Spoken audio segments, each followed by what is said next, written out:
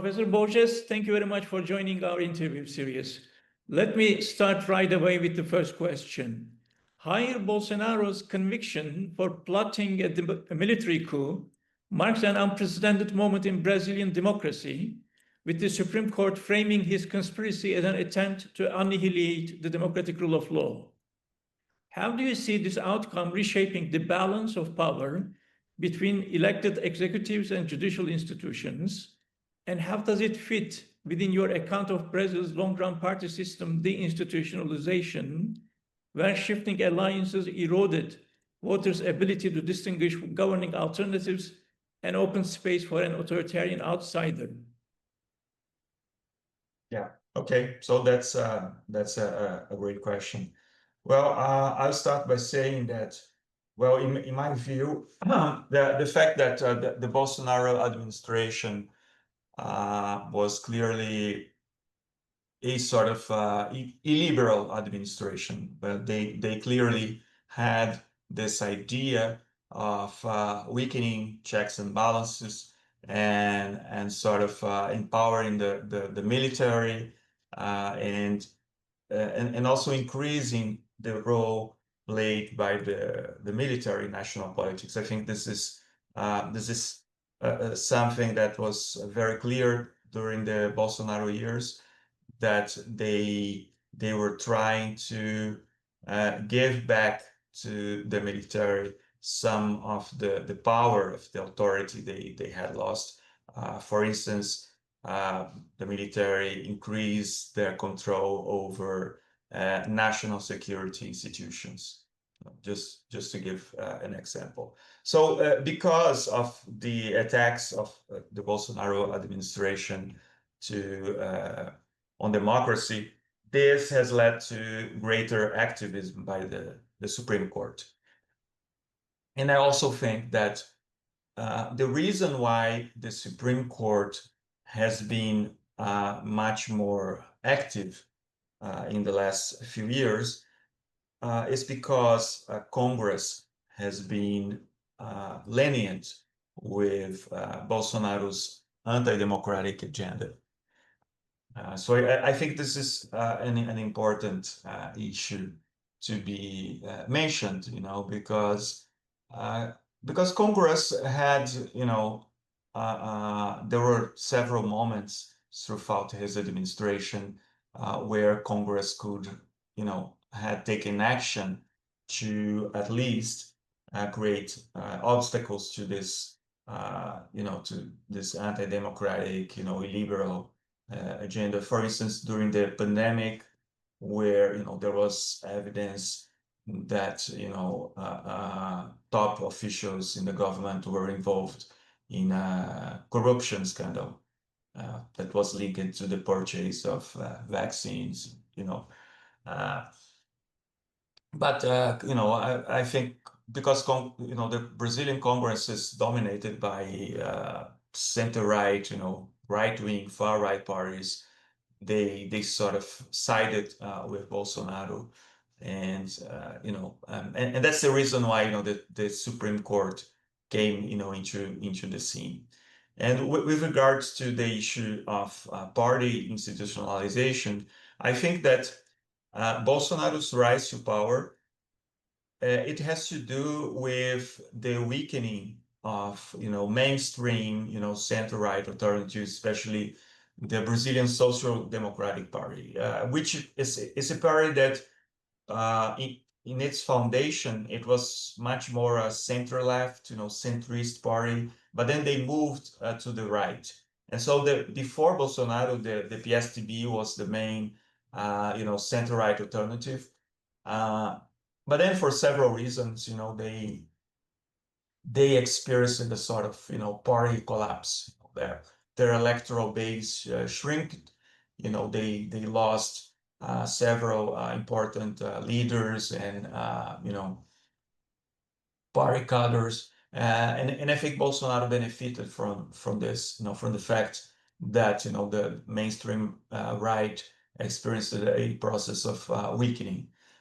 Which is not different from other countries. If you look at other countries in the region, for instance, in Chile, you're going to see a very similar dynamic, in the sense that the major right-wing parties, UDI and National Renovation. I mean, these parties they have lost space to the far right. These parties is because in a sense, what seems to me, what is going on in Latin America is that the mainstream right is losing part of the conservative electorate. There are many reasons for this, but the fact is, once the more conservative sectors of the electorate, they no longer feel represented by mainstream right-wing parties. This creates an opportunity for anti-system, far-right alternatives. Because together with this sort of frustration of conservative voters with the mainstream right, you have a broader scenario in which distrust, a general distrust in political parties is growing, and people no longer feel represented by politicians. They feel that all parties, all politicians, they are all corrupt, and then this populist far-right parties, they find an opportunity in this kind of scenario. Right, right. In your research on party system erosion and right-wing populism, you highlight the fragility of institutional constraints under populist rule. Does Bolsonaro's sentencing suggest that Brazil's institutions have developed greater resilience compared to other cases you have studied? Or might this verdict deepen polarization and fuel narratives of political persecution? Okay, well, I think that's a great question as well. Well, my take on this is the following. Well, in comparative terms, if I look at other Latin American countries, I would say that Brazilian institutions, in a sense, they are more resilient to this kind of attack. And I think the reason for this has to do with several factors, and I think one of these factors is because in Brazil, you have a sort of institutional mix that deconcentrates authority, because you have a federal system. Well, we have a presidential constitution with separation of powers, and also you have a very fragmented party system. Okay, and on the top of that, you have a relatively autonomous Supreme Court. And I think that in this scenario, it is harder for a far-right populist like Bolsonaro, try to implement a sort of democratic backsliding project, as so in this sense, I think Brazil is different from El Salvador, for example, because if you look at what is going on in El Salvador with Nayib Bukele, it's very clear that El Salvador is no longer a functional democracy. Checks and balances have been eroded. He packed the Supreme Court with political allies, and and the legislature no longer represents a check on the president's power. But I think it would be very difficult to reproduce that in Brazil. And one of the reasons is usually when you have this kind of illiberal backlash, this is more likely to occur when executives they count on super majorities. When they have when the president's party has a very large majority in the legislature, and this is very unlikely in Brazil because all presidents that have been elected at least since 1989. None of these presidents has had a majority. In reality, all of them have been, minority presidents. And actually, Bolsonaro, when he was elected in 2018, his party had only 10% of the seats. Okay, so this is very different from other cases. If we think, for example, of Hungary with Fidesz and Viktor Orban, well, they had a supermajority, so it was much easier to implement constitutional changes. Because in Brazil, a far-right populist that comes into power, he will be forced to forge a coalition with these right-wing parties. Many of these parties, actually, they are sort of office-seeking, clientelistic parties who, in a sense, they are not programmatic parties, and it seems to me that these traditional politicians, within these parties, they are not willing, to change the rules of the game for a very simple reason. They are, the rules of the game, are beneficial to them, because if you look at Brazil's recent history, the political right has always had, a plurality of the vote in legislative elections for the lower chamber, So considering that the right always wins, why would they change the rules of the game? I mean, it doesn't make sense. Because in the end, doing this would simply imply, empowering Bolsonaro, and his family, and to the detriment, of traditional politicians, and that's not something which they would like, to see, happening in the following years. So, so in this sense, I think yes, probably Brazilian institutions are more resilient in comparison with other cases. Right. Bolsonaro and his allies have framed the trial as political revenge, echoing claims of lawfare often made by populist leaders across Latin America. To what extent does the framing of accountability as persecution resonate with broader patterns you have identified in multi-party presidential systems?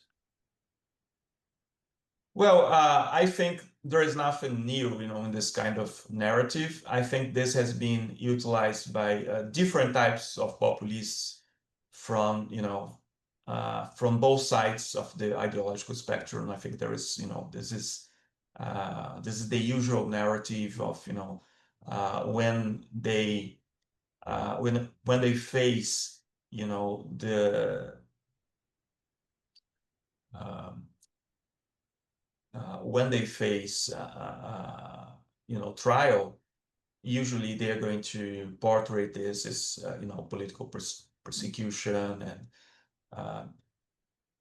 when I think about the case of Bolsonaro in Brazil, it seems to me that this is going to resonate among his hardcore supporters.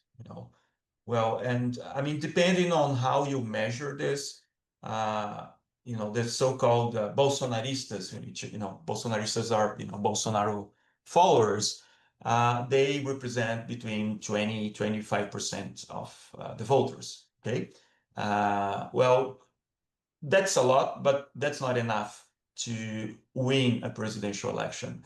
Because in Brazil, you have runoff rules, and you can only win if you get 50% plus one, of the valid votes. Okay, and so that's not enough, well, if either Bolsonaro or another far-right candidate is planning, to take over national government, he will need to build a coalition, an electoral coalition that goes beyond, far-right voters.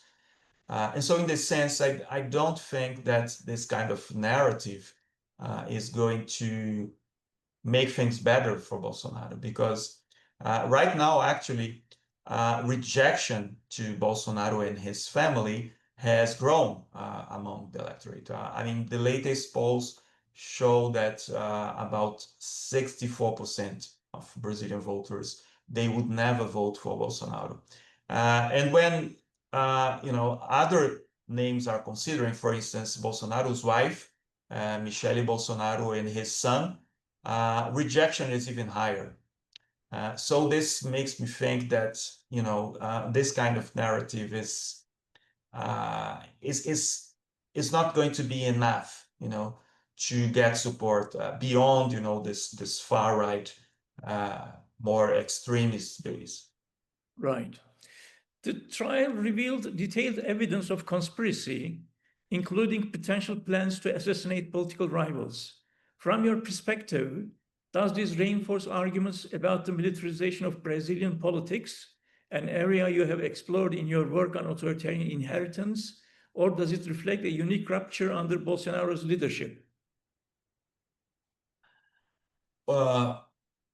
Well, on this question, I must say first that I'm not a specialist in military politics, but with that being said, I do think that there has been a process of militarization in Brazil, in a sense that, well, civilian control over the military has always been weak, in a sense. I mean, Brazil has not been as successful as other Latin American countries, for instance, in convicting military officers involved in crimes against human rights during the dictatorship. So Brazil is different from Argentina or Uruguay, where there was a truth commission, there were trials, and many of these officials they were tried and convicted.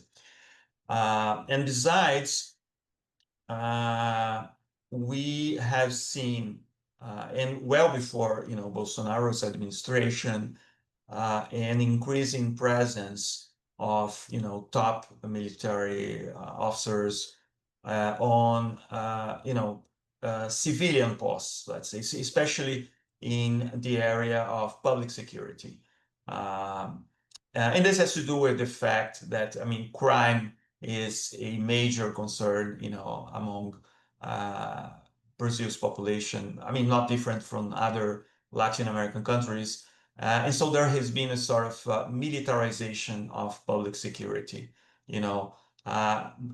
Brazil's constitution allows for a military intervention on public security in some specific cases.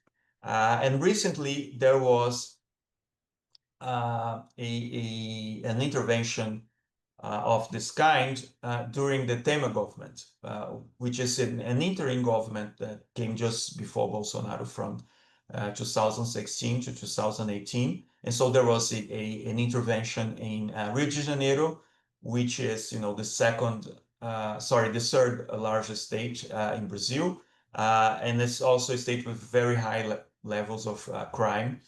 And it is interesting that the general who was responsible for commanding this intervention, Braga Neto, he was later nominated Bolsonaro's vice presidential candidate in the last election. Okay, so I would say that the Bolsonaro government, it just represented a reinforcement of a trend of increasing involvement of the military in national political affairs. And one evidence of this is the fact that no other government, since the transition to democracy, has appointed as many military ministers as Bolsonaro did. So he appointed a cabinet where you had a very high proportion of military officers, which is sort of weird, for a consolidated democracy. I mean, we might find this, politics as usual in a country like, let's say, Pakistan, but that's weird, in a country that's is classified as a democracy. It's not very usual, to see so many military officers. And also there has been a concern about the politicization of the armed forces. I think that's the main concern, because since the end of the military dictatorship, there has been an effort by the armed forces in the sense of moving toward professionalization, making sure that, the armed forces, the army, the Marines, I mean, they are not going to get involved into party politics, this is not what, the military should do, they should be separated from politics. And I think that the Bolsonaro government, in a sense, represented a return to the past, in the sense that we had some, for instance, generals who were, active, in the military, who were appointed to political office, and this also created a discussion, in Congress, because the Brazilian constitution and also the legislation on military affairs is very clear in the sense that, if you are part of the military and you want to run for political office, or you want to, be appointed to a ministry, or, a secretary at, the state level, you have to retire. You cannot be and actually, the Congress approved a law on this issue just to make it clear, and avoid, this kind of situation.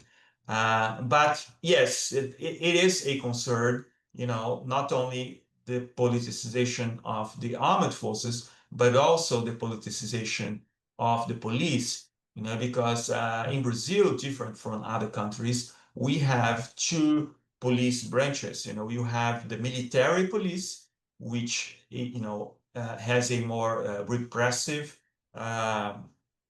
function, and you have the civil police. The civil police, which is responsible for investigating crimes, and the military police has a connection, with the armed forces, and we know from on the basis of existing research and manifestations that occurred during the Bolsonaro government, that many police officers, they are actually Bolsonaro supporters. Support for Bolsonaro is very high, especially among, let's say, the lower ranks, of the police forces. And this is a concern too, because in the end, these guys, they are responsible for, maintaining, law and order when you have a protest, for example, when you have this far-right supporters, going to the streets to protest. Well, and what happened, in January 2023, when, this mob of Bolsonaro supporters, they invaded Congress and the Supreme Court. And we know that the reason why it was so easy for them, it's because the police of the federal district, well, which is the federal district is, it's like a state. It has the status of a state, but it's actually a city. That's where the capital city of Brazil is. And so the military police of the federal district was responsible for, taking care, of this manifestation, and making sure that nothing serious, no kind of violence would happen. But we know that they were lenient. They sort of just let the protesters to invade these public buildings, and then in the end, the situation, it took some time to control the situation. you know. Right. Given your work on electoral coalitions and incentives in presidential systems, what implications might Bolsonaro's conviction have for the future strategies of Brazil's right-wing parties and actors? Could sidelining Bolsonaro encourage institutionalized conservative alternatives?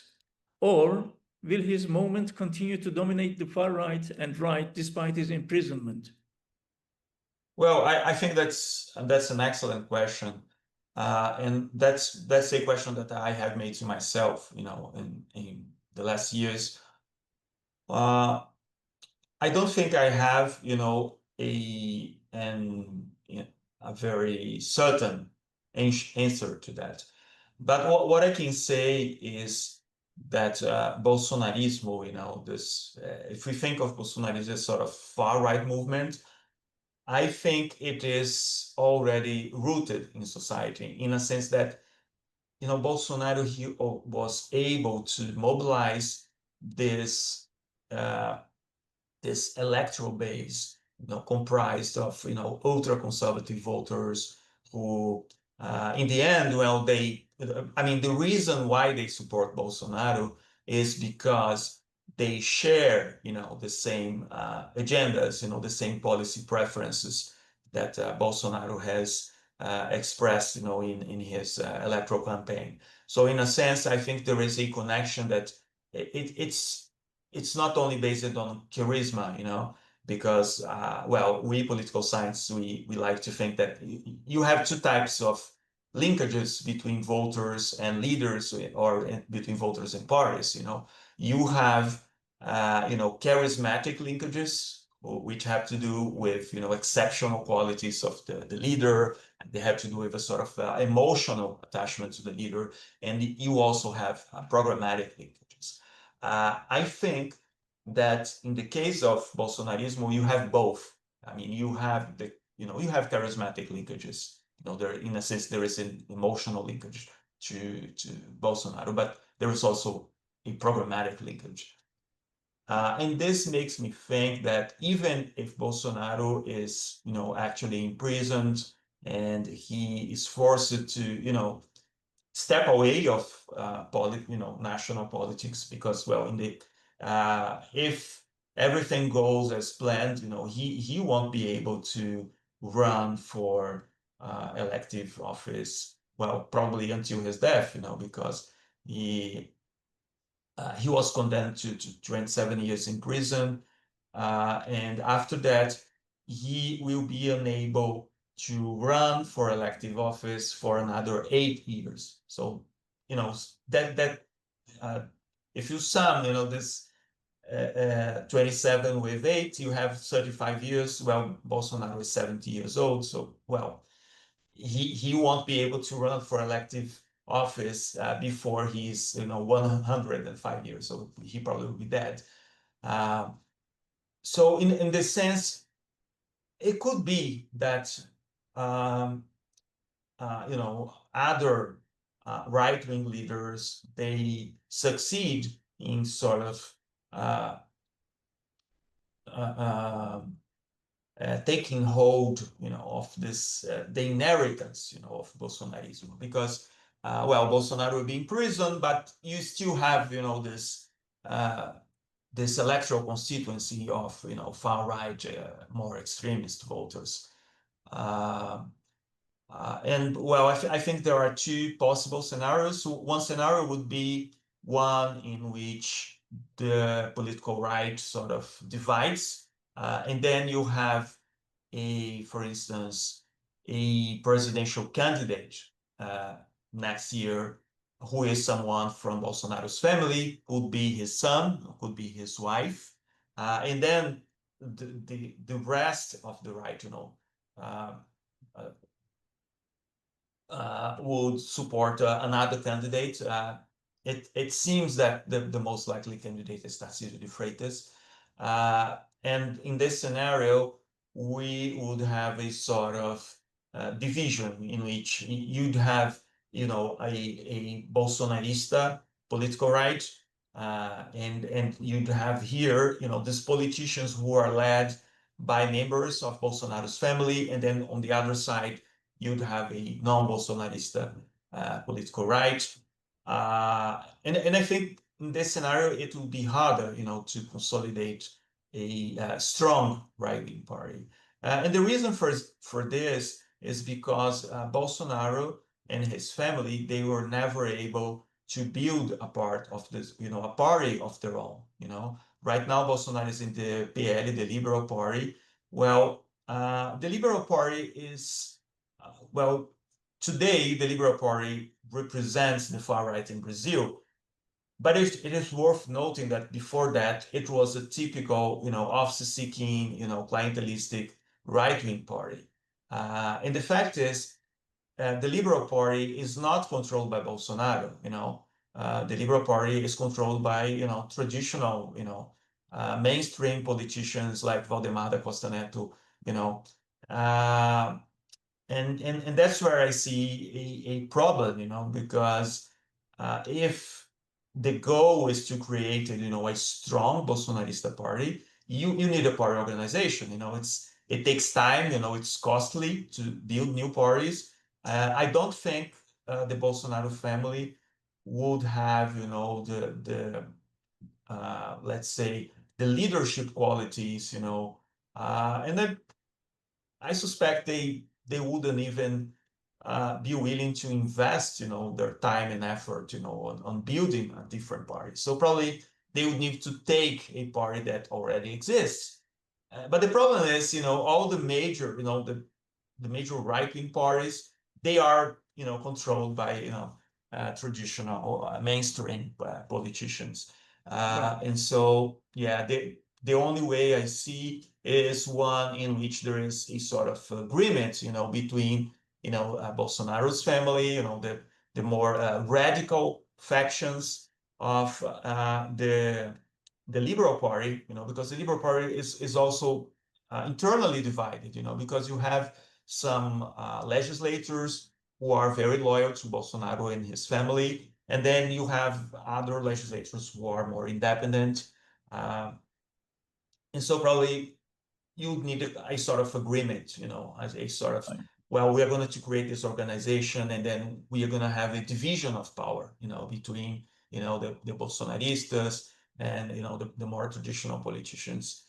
At this moment, I don't see how that would be possible, but maybe I'm wrong.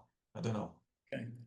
In your recent work on the illusion of electoral stability, you discuss how party system erosion paved the way for Bolsonaro. Does his conviction close that cycle, or could institutional breakdown re-emerge in new forms?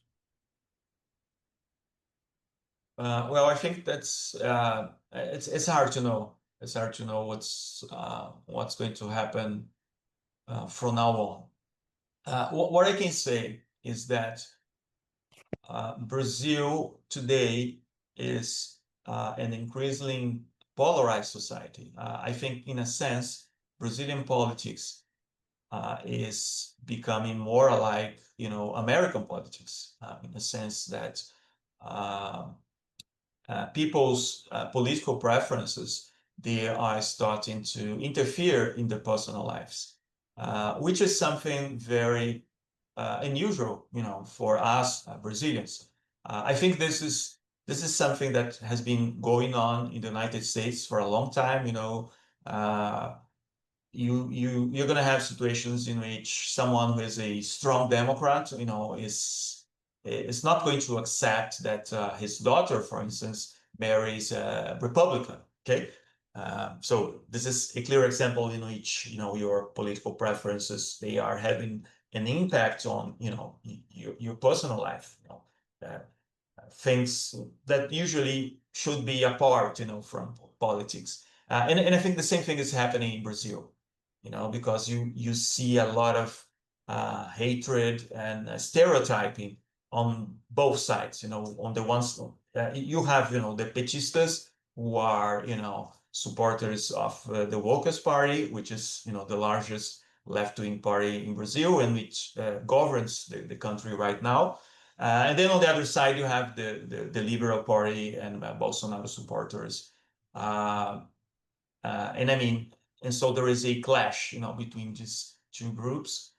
I think this is bad for democracy because when you have this kind of affective polarization, this likely leads to the politicization of democratic rules. Okay, and I think this is very dangerous. Because people, they start to make calculations about what is acceptable or not acceptable in day-to-day politics. Okay, so I mean, because when you have this situation in which you have two groups who hate each other, and then you have this us versus them logic, then it becomes easier, for voters to rationalize a situation in which, for instance, a president from my party takes action to repress supporters of the other party, okay? Because then I'm going to say, well, but the guys on the other side, they are dangerous. They represent a threat. And so why should we respect their political rights, okay? So maybe it is justifiable, to break the rules of democracy, because in the end, the other side is evil, and well, we should not respect the rights. Okay, so and I think we are reaching that point in Brazil, which is, in my view, it is dangerous. But knowing what's going to happen in the following years, I don't know. I think that's it wouldn't be fair to say that I have the answer. I don't know. All right. Trump's use of tariffs and sanctions to pressure Brazil on Bolsonaro's behalf highlights an unusual case of international populist solidarity. Does this signal a shift in how external pressures operate on Latin American democracies compared to past US interventions?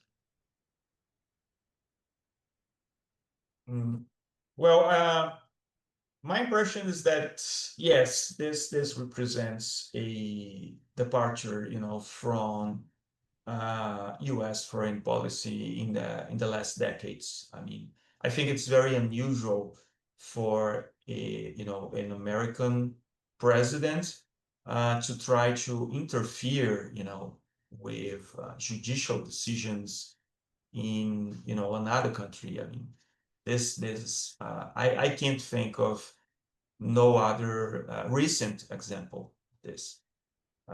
So I think this is very, very serious. But surely it has to do with Donald Trump, and with the more radical wing of the Republican Party.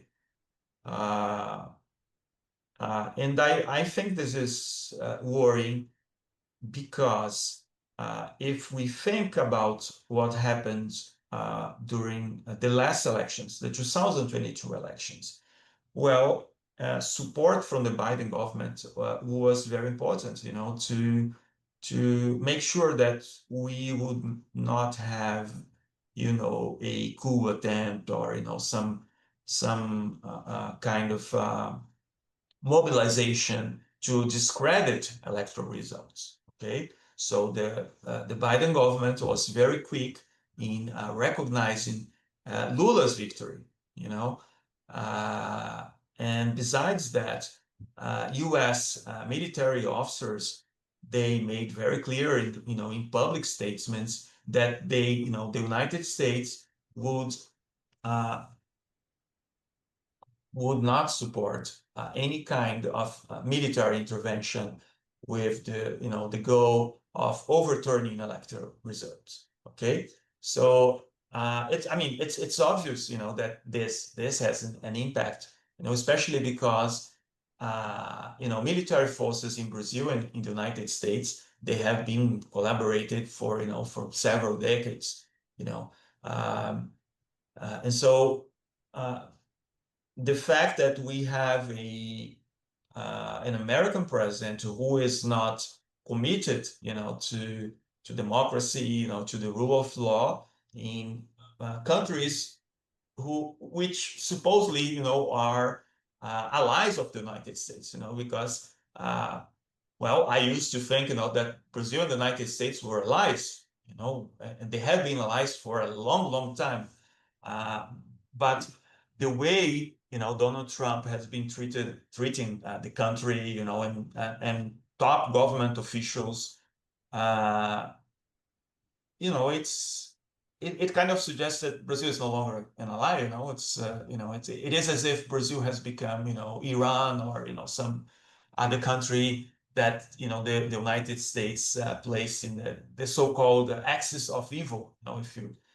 If I can make reference to George Bush.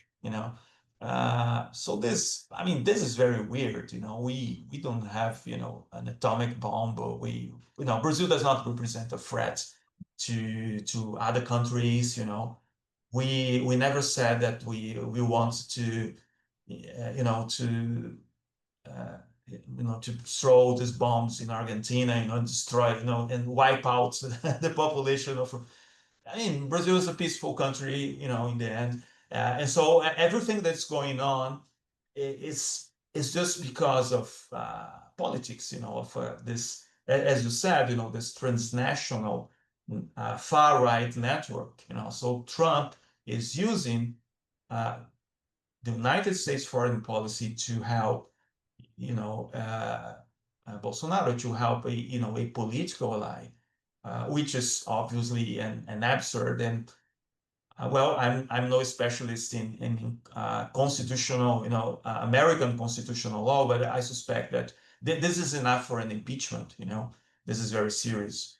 Right. So yes, I think it's very, very worrying what's going on. Right. And finally, Professor Borges, considering your comparative research on coalition formation and right-wing populism, how should scholars understand the interplay between domestic party realignments in Brazil and the broader international networks of illiberal leaders from Trump to Orban and Erdogan?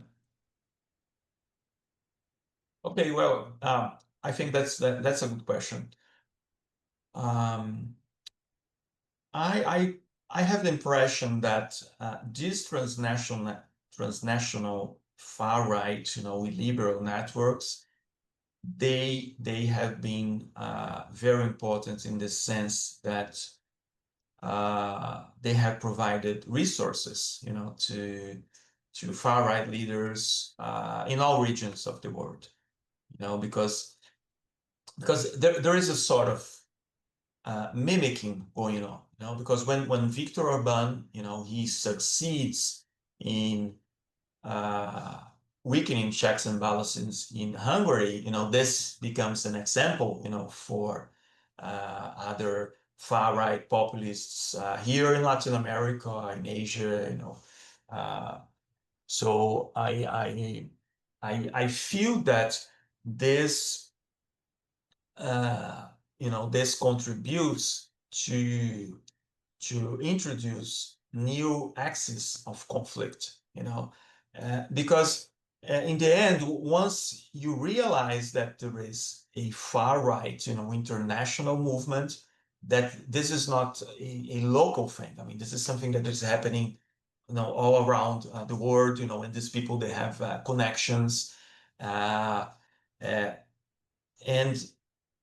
well, in the case of Brazil, we know that some of these far-right leaders from foreign countries, they are trying to interfere in national affairs. Obviously, this is going to have an impact on political divisions and how party systems, how they organized, around conflict. Because in the end, parties and politicians, they will have to position themselves and say, well, what do I think about Trump trying to interfere with national political affairs? Because in the end, this has to do with national sovereignty, with the whole idea of nationalism, is that we cannot accept And so I think this can have a very, very substantial impact, especially because within the political right, I think that parties they will have to make a decision on this. Where are they going to, or at least with whom are they going to side with? Right. So I think this surely could have an impact on national party, on the party system in Brazil, especially because if you look at opinion polls, most of a very, very broad majority of the population is against Trump's use of sanctions to interfere with internal political affairs. So obviously this raises a question for these far right politicians, that maybe they have gone too far. Right. Professor André Borges, thank you very much for your time. I appreciate it.